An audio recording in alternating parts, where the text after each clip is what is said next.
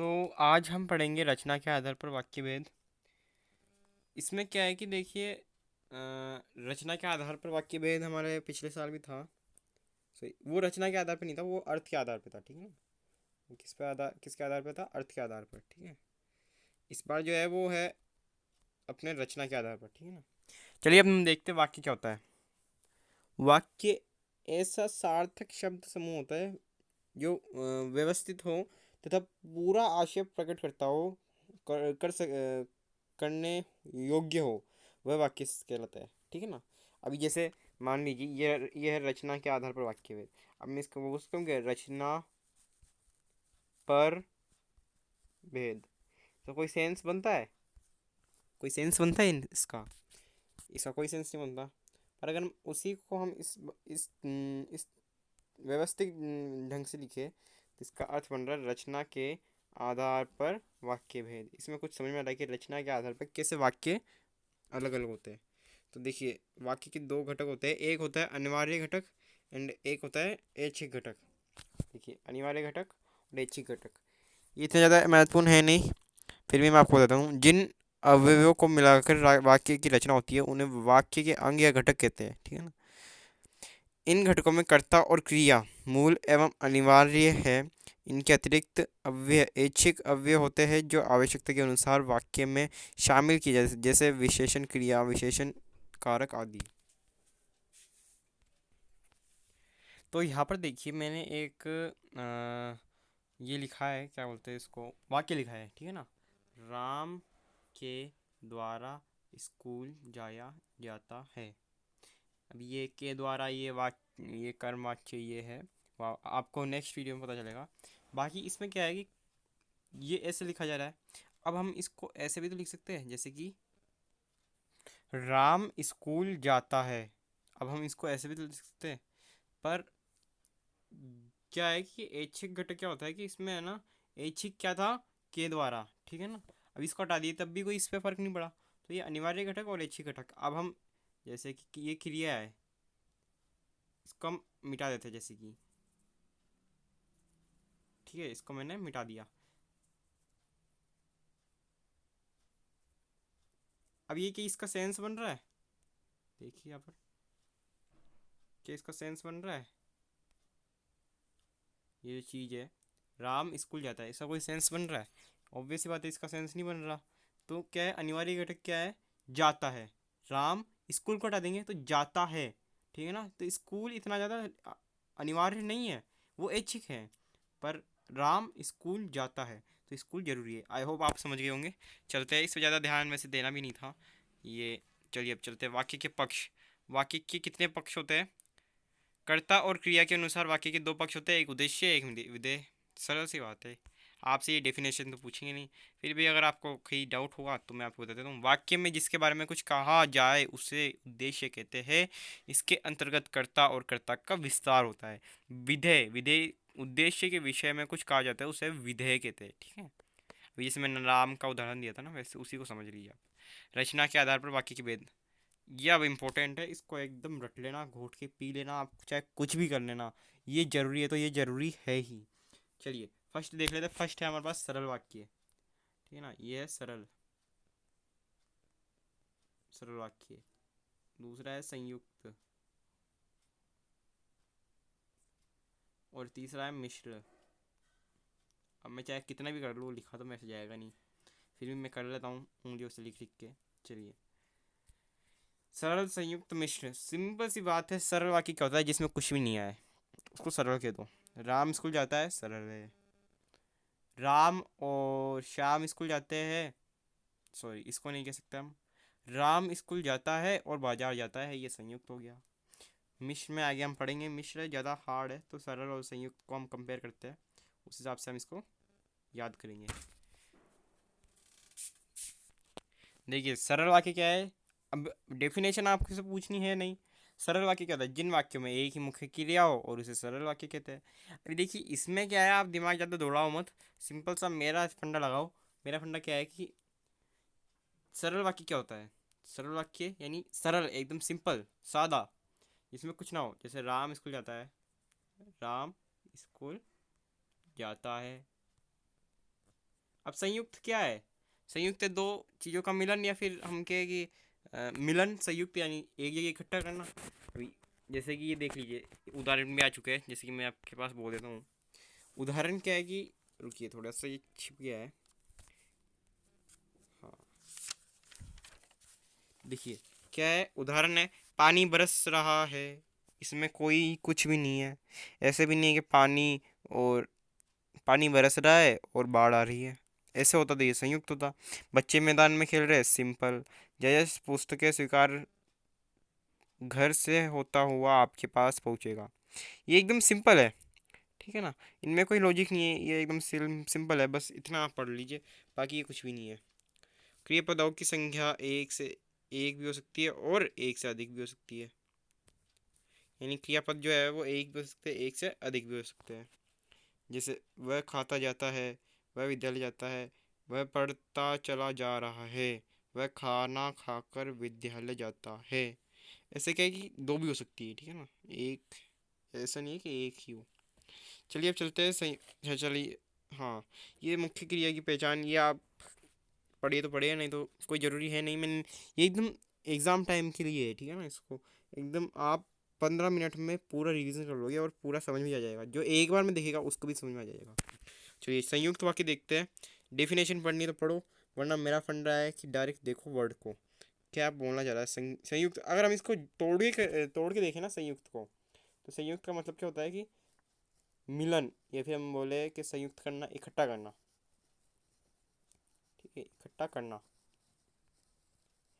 आप इसको वर्ड को देखो ना, आप इसको क्यों देख रहे हो? इसको देखना ही नहीं है। क्या है कि क्या बोल रही है, दो या दो से ज़्यादा अधिक उपवाक्य किस मुख्य बोधक अव्यय शब्द से जुड़े होते हैं तो संयुक्त वाक्य कहलाते हैं। जैसे मैं सुबह उठता हूँ, समझा रहा हूँ किंतु तुम समझ नहीं रहे, मैं सुबह से तुम्हें समझा रहा हूँ किंतु तुम समझ नहीं रहे। ये आपको इसमें देखना ही नहीं है। मैं आपको डायरेक्ट एक बताता हूँ, योजक शब्द जहाँ पर और दिख जाए, सुनिए, जहाँ पर और दिख जाए, तथा दिख जाए, एवं दिख जाए, या फिर एश दिख जाए, एवं एश, सॉरी, है ना, एश नहीं एवं है। यहाँ पर आपको एवं दिख जाए, उसको बोल देना आप संयुक्त है। और भी इसके बहुत सारे हैं, बस वो थोड़े से आपको याद करना, बाकी कुछ भी नहीं है इसमें। बरसात हुई और हम भागने लगे, और आ गया, संयुक्त है। इसलिए आ जाए, अतः आ जाए, उसमें देख लेना आप। इसको मैं एक बार पूरा कर लेता हूँ, देखिए। इसलिए आ जाए, अतः आ जाए, बोल देना कि ये संयुक्त है। रवि बीमार है इसलिए आ नहीं सका, एक एक वाक्य ये है, एक वाक्य ये है, दोनों को जोड़ने के लिए कौन प्रयोग कर रहा है, इसलिए आ रहा है, इसलिए आ रहा है ना, इसलिए इसको क्या बोलते हैं, संयुक्त वाक्य। चलिए अब देखते हैं हम, परंतु, किंतु, लेकिन, मगर। देखिए, परंतु जोड़ने के लिए आता है, किंतु जोड़ने के लिए आता है, पर जोड़ने के लिए आता है, लेकिन जोड़ने के लिए आता है, मगर लेकिन जोड़ने के लिए आता है, मगर भी जोड़ने के लिए आता है। उसने तेज दौड़ लगाई किंतु गाड़ी न पकड़ पाया, मगर भी आ सकता था। उसने तेज दौड़ लगाई मगर गाड़ी नहीं पकड़ पाया, लेकिन भी आ सकता था। उसने तेज दौड़ लगाई लेकिन गाड़ी नहीं पकड़ पाया, पर भी आ सकता है। उसने तेज दौड़ लगाई पर गाड़ी नहीं पकड़ पाया, किंतु अभी आ सकता है, किंतु तो आ ही गया, परंतु भी आ सकता है। उसने तेज दौड़ लगाई परंतु गाड़ी नहीं पकड़ पाया। सिंपल एंड सरल रूल है, पढ़ लो इसको, कोई ज़्यादा कुछ नहीं होने वाला इसमें। या देख लेते हैं हम, या, अथवा। अथवा, अभी देखिए, या तो तुम जाओ अथवा मार खाओगे, या तो तुम जाओ अथवा मार खाओगे। दो वाक्य कौन से है? एक, या तो तुम जाओ, पहला वाक्य ये है, अथवा मार खाओगे, दूसरा वाक्य ये है। सिंपल एंड सरल। या भी हो सकता है, तू तू पढ़ ले या बातें कर ले, सिंपल है, पढ़ ले या बातें कर ले। दो वाक्य को कौन जोड़ रहा है? या जोड़ रहा है, सिंपल एंड सरल है। अन्यथा पे आ जाते हैं हम, अन्यथा, नहीं तो, वरना। बरसात आ गई वरना मैं जीत जाता, तू सुन ले वरना मार खाएगा। एकदम सिंपल एंड सरल। बोलते हो, यूज़ करते हो आप इन वर्ड्स को, देख लीजिएगा इसमें। तू भग जा यहाँ से, नहीं तो चाटा खाएगा, नहीं तो का भी यूज़ हो गया। अन्यथा, तू भग जा यहाँ से, अन्यथा मार खाएगा, अन्यथा का भी यूज़ हो गया। तो ये सिंपल से वर्ड्स हैं, इनको याद रखो एंड करते जाओ, एग्ज़ाम में फोड़ दोगे इसको, करोगे सिर्फ। एकदम धांसू वीडियो है ये, और आप इसको कभी भी देखो, समझ में आपको आना ही है। अब थोड़ा सा मिस्र में क्या है, टाइम लगेगा, मिस्र में टाइम लगेगा, 5 मिनट के करीब लग जाएगा, तो उसको सुनिए आप। इसमें आपको ये भी समझा देता हूँ मिश्र वाक्य क्या होता है।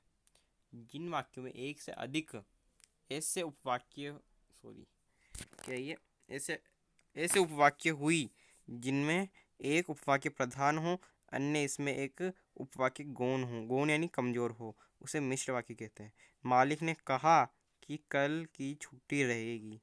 चलिए अब हम इसको पढ़ते ट्रिक के साथ। ये हो गया रट्टा, यानी रट्टा मारने का हो गया। अब ट्रिक के साथ ऐसा समझाऊंगा ना, आपको जिंदगी भर के लिए याद हो जाएगा। चलिए पहला था संज्ञा, संज्ञा आश्रित उपवाक्य। चलिए पढ़ते हैं। संज्ञा, संज्ञा आश्रित उपवाक्य। मिश्र वाक्यों के आश्रित उपवाक्य के 3 प्रकार होते हैं। एक होती संज्ञा आश्रित, एक क्रिया विशेषण, एक होती क्रिया विशेष, सॉरी क्रिया विशेषण आश्रित, सॉरी क्रिया विशेषण तो लास्ट में आएगी, उससे पहले होती है एक विशेषण आश्रित भी होती है। ठीक है, विशेषण आश्रित भी होती है। तो इसको आप देख लीजिएगा, मैं भी आपको समझाऊंगा, पूरे एक एक डिटेल में जाएंगे। चलिए पढ़ते हैं अब हम इसको। जो उपवाक्य, अच्छा, जो उपवाक्य में प्रधान उपवाक्य की किसी या संज्ञा के स्थान पर कर्ता आदि इत्यादि प्रयुक्त हुआ हो उसे संज्ञा आश्रित कहते हैं। रट लेना इस डेफिनेशन को, कोई मतलब नहीं है। बाकी अगर मेरी ट्रिक से सीखोगे ना तो आप एकदम जिंदगी भर के लिए याद हो जाएगा, ये मैं आपको पक्का बता रहा हूँ। पहचान क्या है, की जहाँ पर दिख जाए ना, की आपको कहीं दिख जाए, की आपको कहीं दिख जाए, मिश्र वाक्य बोल देना। और अगर और अंदर जाके पूछे तो बोल देना संज्ञा आश्रित है, इससे अंदर तो कहीं जाएगा नहीं। की कहीं पे भी दिख जाए, जैसे कि हम ले लेते हैं, क्या बोलते हैं अपने, ये ले लेते हैं, मेरे जीवन का मुख्य उद्देश्य है कि बड़ा आदमी बनूं। सुमित्रा जानती थी कौशल्या नहीं आएगी। अब यहाँ पर की तो आ ही नहीं रहा सर, बट क्या कर सकते हैं हम यहाँ पर, की लिख सकते हैं। जैसे कि सुमित्रा जानती थी कि कौशल्या आएगी। बस इस तरह से आपको याद कर लेना है। ख पे चलते हैं, यानी विशेषण आश्रित उपवाक्य। एकदम सरल सा है, आपको कुछ वर्ड्स याद करने हैं। जैसे शुरू होने वाले वर्ड्स याद कर लो, ज़्यादातर जैसे शुरू होने वाली है। जैसे कि जिनके प्रारंभ में सरनाम जो, अथवा इसके किसी रूप, जैसे जिसने, जिस, जिसका, जिनने, जिससे, जिनको, जिनके लिए, जिसके से होता है, वह विशेषण आश्रित होता है। सिंपल सी बात है, इनसे शुरू हो जाए ना तो आप आंखें बंद करके लिख देना विशेषण आश्रित है, कुछ भी देखने की जरूरत नहीं है। सिंपल सा फंडा है, ट्रिक के साथ याद करो, 10th आराम से निकलेगी आपकी। चलिए देखते हैं 10th क्या, आप आगे तक का भी इसको कवर कर सकते हो आराम से। चलिए पढ़ते हैं। वह पुरुष जो है ना, कोरोना पॉजिटिव है, वह फुलेरा में रहता है। जो आ गया यानी विशेषण आश्रित, जिसके आता विशेषण आश्रित। तो इस हिसाब से आप इसको याद कर सकते हो आराम से। अच्छा ये मैंने 2 बार लिख दिया है,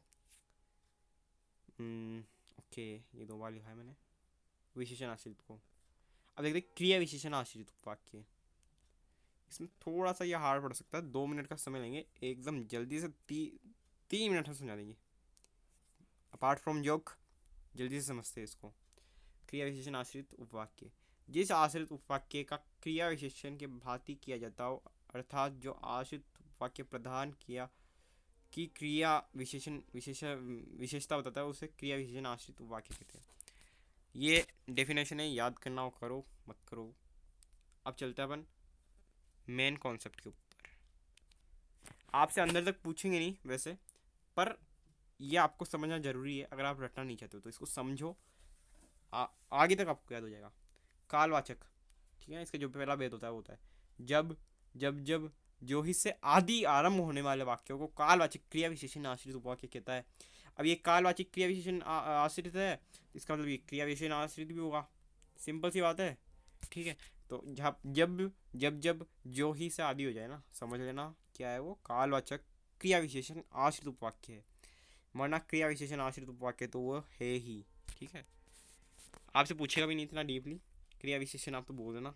ठीक, जहाँ जहाँ, सॉरी जहाँ जहाँ, जिधर, जिस जगह, यानी स्थानवाचक। जहाँ अपन क्या बोलते हैं, उस जगह, यानी कहाँ कहाँ, जहाँ जहाँ। जैसे कि जहाँ जहाँ मोदी जी गए वहाँ वहाँ पर वोट बहुत अच्छे तरह से पड़े, यानी बीजेपी को वोट अच्छे मिले। तो जहाँ जहाँ यानी ये स्थानवाचक हुआ कि नहीं हुआ। अब जहाँ जहाँ मैं गया था वहाँ भूकंप आया था, स्थानवाचक। जिस जगह मैं गया था वहाँ पर भूकंप आया था, स्थानवाचक।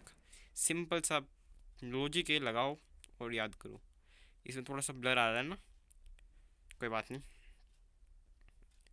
मैं बोल दूंगा, आप सुन लेना। उफ, चलिए मैं बोलता हूँ। मैंने ये क्या है, कॉपी फोटो, अच्छा ये फोटो जो है मैंने कॉपी में से ली थी, तो कॉपी खोल लेता हूँ। चलिए देखते हैं। जैसा, जिस तरह, जैसे आदि से आरंभ होने वाले वाक्य को रीतिवाचक क्रिया विशेषण आश्रित उपवाक्य कहलाते हैं। यानी जहाँ पर भी ऐसा लिखा हो जाए, जैसा, जिस तरह, जैसे, आदि से शुरू होने वाले वाक्य को आप रीतिवाचक कह दो। परिमाण क्या होता है, जितना, जितनी, जैसे जैसे, यानी जितना, कितना, जितना। परिमाण हो गया ना ये, इसलिए ये जितना, जितनी, जो जिससे भी ऐसा शुरू हो जाए वो उसको परिमाणवाचक बोलते हैं। ये देख लीजिए। अब हेतु वेद क्या होता है, यानी कारण। कारण अभी बताता हूँ। जैसे कारण क्या होता है, कारण बोधक, कारणवाचक बोलते हैं इसको, ठीक है ना। यदि तुम नहीं आते तो वो नहीं जाता। कारण क्या था, कि वो नहीं आता तो वो नहीं जाता। ताकि, अभी कारण क्या है, जैसे कि सर आप मेरे को पुस्तक दे दो ताकि मैं टीप सकूं। अपार्ट फ्रॉम जोक, ये एक मजाक के लिए बोला था मैंने। तो इस तरह से आप देख सकते हो। कारण क्या आया, कारण क्या है कि वो टीपना चाहता है, इसलिए, ठीक है ना। क्योंकि तुम नहीं आए, मैं नहीं आया क्योंकि मैं बाहर था। चलिए ठीक है, ये कारण, कारण क्या हुआ, वो क्यों नहीं आया, क्योंकि वो बाहर था, कारण। तो इस हिसाब से आपको समझना है। बाकी इसी के साथ ख़त्म होता है वाक्य। अगर आपको किसकी पीडीएफ चाहिए तो टेलीग्राम में जुड़ जाना।